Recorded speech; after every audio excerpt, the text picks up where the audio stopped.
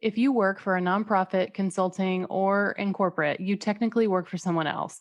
And if you're waiting for someone else to guide your career, like your manager or a mentor or human resources, you might be getting some great advice or tools. But if you want action, you need to own it for yourself. Welcome to You Belong in the C-Suite podcast. You are ambitious in life and in your career, but something is missing. You want to bring more of your passion to what you do. Because let's be honest, you pour a ton into your work, and it needs to mean more. I'm your host, Laura Eigel. I'm a mom, wife, PhD, coach, advocate, introvert, and indoor rowing fanatic.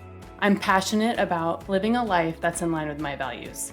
We'll give you the actionable tips and tools you need to lead with your values, make a difference, and have career success.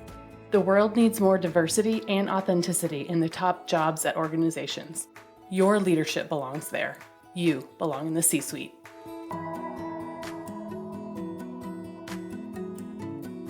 I'm more than thrilled to introduce a new program that our community has asked for.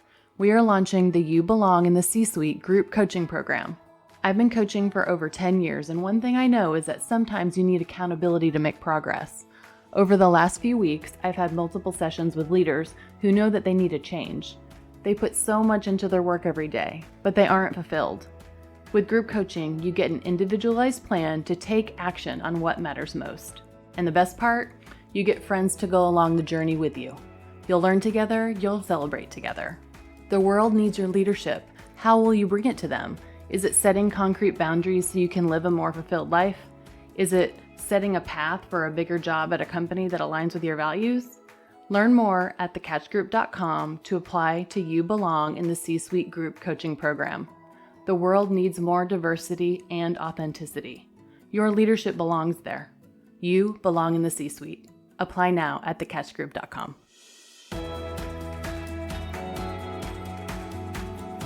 Welcome to this week's episode of You Belong in the C-Suite podcast.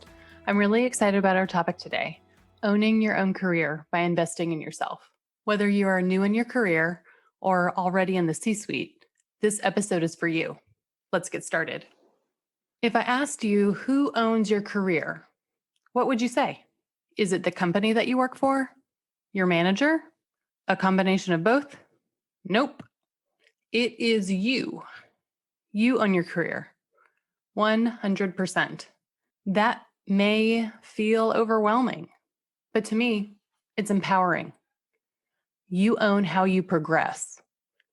You own how you lead. You own how you grow. Of course, your manager and the company or organization that you work for can accelerate your career, but you get to own it. You can own your career while having an amazing manager or while having a horrible one. You can own your career while working in your dream job or while working in a job that's just okay. You can own your career while working at an amazing organization or at an organization that's not so amazing. If you work for a nonprofit, consulting, or in corporate, you technically work for someone else. And if you're waiting for someone else to guide your career, like your manager or a mentor or human resources, you might be getting some great advice or tools, but if you want action, you need to own it for yourself. The organization is going to do what is best for the organization, what's best for business. You need to do what's best for you. For some, the same things that are best for the business are best for you, and that's amazing, and you should always take advantage of those opportunities.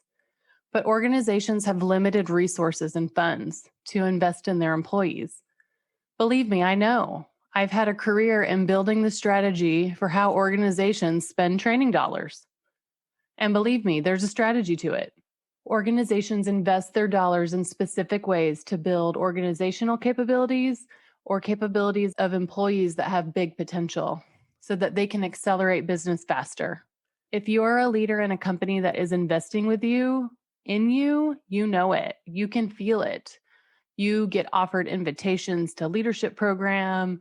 You get maybe more meet and greets with executives. Companies grow talent and capabilities of their employees by investing in them. You can do the same thing for yourself.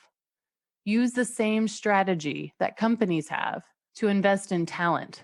I recently listened to a Color Forward podcast episode, and co host Rosa Santos said something like, "Your career is your business." So you need to treat your career like your business. And what do businesses do? They invest back into the business for growth. No matter what your situation, you get to own your career, and there is power in that. My career has been driven by my values of growth, development, and achievement. And I'll be honest with you, I'm a continuous learner. I'm kind of a development geek. I love reading, I love growing, I love developing myself and others.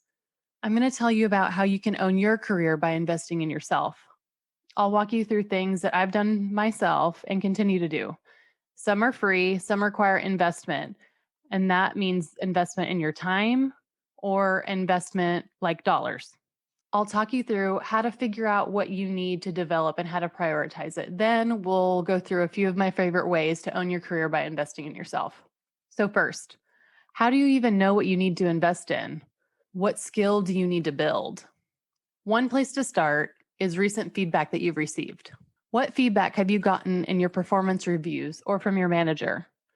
What are you currently struggling with that you keep putting off? There are many schools of thought on this. One way of thinking is to look at what you have gotten feedback on, like an opportunity area, and start from there. Another way of thinking is to look at a strength and to focus on honing that even more to make it a towering strength. Personally, I think it is unrealistic to make an opportunity area a towering strength.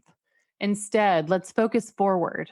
Where are you trying to go into your next job? What skills or experiences are needed in that role that you don't have just yet? For instance, if you want to lead a department, but only have a few direct reports, then you may want to focus on how to lead large teams, large projects, or motivating and influencing without authority. So, first, figure out what you want to develop. Talk to your manager or a trusted peer or even your direct report. Tell them what skill you are trying to develop. Would they prioritize the same thing for you?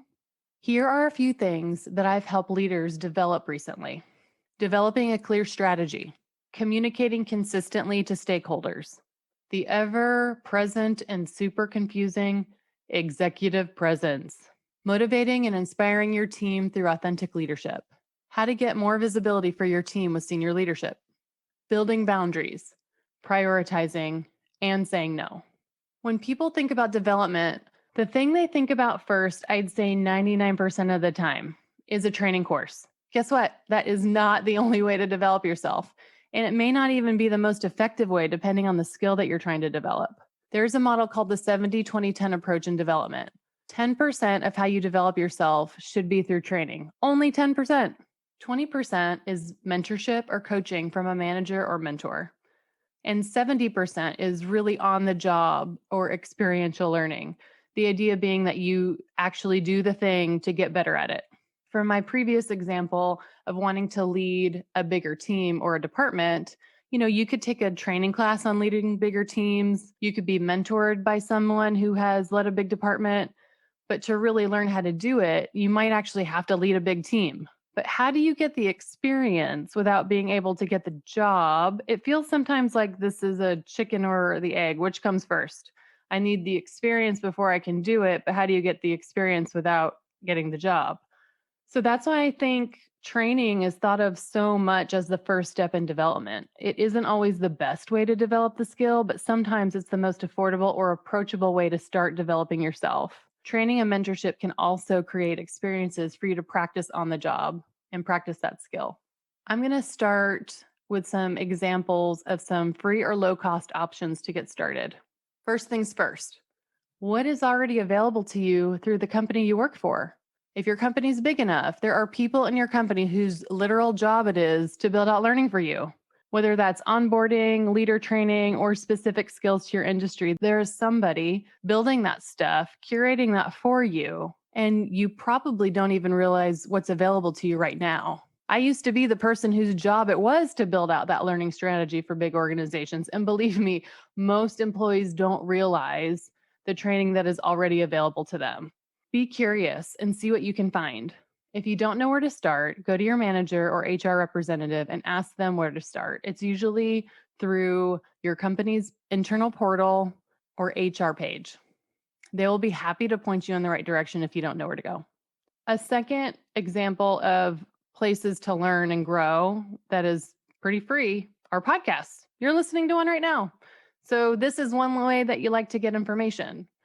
There are so many podcasts now. You can be inspired through story and examples shared by experts in the field, by a skill that they've already learned. You can learn from their mistakes and their successes. Do a quick search where you listen to podcasts and see what pops up. Try out a new podcast to start your learning journey. Number 3 on low-cost options for development, books. I hear it a lot. I don't have time to read, or I don't like reading nonfiction. If you listen to podcasts, you might like listening to audiobooks. There are also book summaries available through services like summary.com, Get Abstract, or Shortform, where it basically gives you a shortened version of the book to give you an example of what's in it. Another way that I like to learn, and the fourth way I'll share, is through following leaders that I admire on Facebook and LinkedIn. It's very free, and a lot of their content is similar to what they're sharing in their books or podcasts. I also love seeing who my favorite leaders are collaborating with or whose voices they are amplifying so that I can find other leaders to follow and content that I didn't even know existed. A fifth way is through industry groups. You are an expert in something in your job. And then if you're an expert in it, then there are probably other people that are doing similar things across the industry. And there are groups that bring all of you together. I've mentioned SIOP before, the Society for Industrial Organizational Psychologists. That is one of the groups that I belong to based on my field. There are also many women's organizations that I'm a part of or follow. These organizations or associations are usually memberships that have a low-cost annual fee, or some even have free annual memberships with options to join free or paid training or conferences. Since the pandemic, there is just so much content out there. Sometimes it can be overwhelming, but I would start with your industry groups, and some of it's free and some of it's paid. But just like a company, these organizations have someone that is building training and experiences for their members to learn, grow, and network. Find an industry group or an association that you could benefit from, or one that you haven't engaged with in a while. This might be an amazing time to network and build those relationships that could turn into job opportunities or mentorship opportunities. A sixth way that is low cost are free or paid Facebook or LinkedIn groups. There is probably a Facebook group for whatever skill you're trying to build. Also, those industry associations that I talked about most likely have some kind of group to join.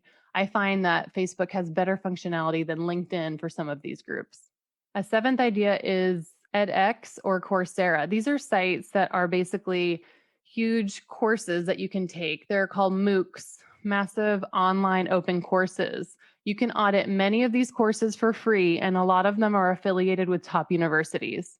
Some of them offer very low cost paid certification as well and are self-paced. And last, you can get that on the job experience in different ways too. Through volunteering for leading a big project or in a leadership position in your employee resource group, industry group, or on a nonprofit board. When we think of getting prepared for a job and making a big investment, sometimes the first thing that comes to mind is investing in formal education. For instance, getting an MBA. I know that my biggest investment for myself was graduate school. I had scholarships, but I also had to take out student loans to, live. Investing in my master's and doctorate is what started me off in my development journey. Back then, I knew it would advance me in my career. I'm not sure that's the case anymore in the current market, but then it was true for me and it did accelerate my career. I was recently talking to another coach about how in the US, we know that college and higher education is expensive, but we pay for them anyway. But other opportunities sometimes seem strange to invest actual dollars in when it comes to our own development and growth. What are other ways to accelerate your growth and development besides formal education or going back to school? I'll discuss a few. There are leadership programs within executive education and in business schools that offer programs like leadership courses, but not as formal as a MBA. Some of these focus on entrepreneurial tracks, finance for non-financial managers, or change management, for example. They may give certificates and some have really great components of action learning within them. So you get to bring an actual problem you're trying to solve at work, and you solve it as you go through the program. So you get actual experience as you go through the program and have a solid outcome as well. There are also leadership programs within industry or those membership associations, like I mentioned before, that are longer term that can help you grow with other people from that industry or in the same cohort or group, like basically going through that learning together. Learning tracks at industry conferences are also a great way to get extra training and networking in. Again, a lot of these are offered now virtually. You can also join a mastermind or a small training group. Many experts that have gone before you have figured things out along the way and then have built out experiential long-term courses or masterminds to help you build a skill that you want to develop. And you do it within a peer environment. So you aren't just learning from the leader of the group, but you're also learning from peers inside the group. These are great ways to keep accountable, and they're usually an investment in time and your money. Lastly, you could invest in a coach. A coach can offer you one-on-one accountability and a path forward. There are so many kinds of coaches, and it has now become a very accessible option. There are life coaches, prioritization coaches, business coaches, leadership coaches, executive coaches, lifestyle coaches, you name it, and there is probably a coach for it. Personally, I invest in a writing coach and a leadership coach. Yes, coaches have coaches too. Other things that I have personally invested my time and money into the last decade of my career are books, podcasts, Facebook, LinkedIn groups, assessments, certifications, online courses, women's leadership programs, industry memberships and industry conferences, a leadership coach, a writing coach. The higher up I've gotten in my career, the more I've invested in my own career. In the last year, I've had different goals, some of them entrepreneurial. So I've joined different groups to learn in a different way to speed up my learning curve. For me, I know that I need accountability. So coaches and peer groups work well for me to keep on track and keep moving forward and progressing in my own development. I've spent over $15,000 in the last year alone investing in myself. Even though those paths are usually a bigger investment in time and money, I know that I'll personally get results that I can own my career, my path, and my trajectory. Sometimes that's what owning your career looks like. It's spending time or your money now to fast forward the learning and the outcome. It holds me accountable. And in that, I'm living my values of growth, development, and achievement. So let's summarize. You own your career. What will you work on to invest in your career, to invest in you? What skill will you invest your time and money into building? What training, coaching, or experience will you focus on to build that skill? Listen to podcast number 2 on creating boundaries to get tips on prioritizing your development and building a boundary and protecting that learning time. That wraps up today's episode. Thank you for being part of this community. You are a leader. Your leadership belongs here. You belong in the C-suite. What gets you up in the morning? What drives your decisions? What do you stand for? No idea, not even sure where to start? I use my values to guide my life and career. It's the basis of how I've built boundaries for myself and stuck to them. Are you ready to dig into what matters to you? Go to thecatchgroup.com to download your free values worksheet. That's thecatchgroup.com to download your free values worksheet to get to your core values and take action on what matters most. I want to thank you so much for listening to the You Belong in the C-Suite podcast. If you are enjoying this content, then be sure to subscribe to the podcast so that you don't miss a show. Editing and support for this podcast is from SNE Podcast Management. To get more tips and tools to help you live a life guided by your values, go to thecatchgroup.com. Keep your boundaries and take care.